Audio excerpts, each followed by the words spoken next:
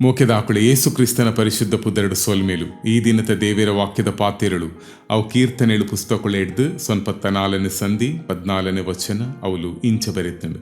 ಯೆಹೋವೇ ತನ್ನ ಜನಕುಲೇನು ಬುಡ್ಚಿ ಪಣದು ಬುಡ್ದು ಬುಡ್ಪುಜೆ, ತನ್ನ ಹಕ್ಕನು ಬುಡ್ದು ಪಾಡುಜೆ.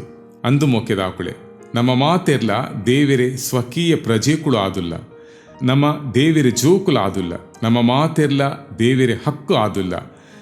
ದೇವಿರು ನಮ್ಮನ್ನು ಕೈ ಬಿಡ್ಪುಜೆ, ಬೊಡ್ಚಿ ಪಂಡು ದೂರ ಮಲ್ಪುಜೆ.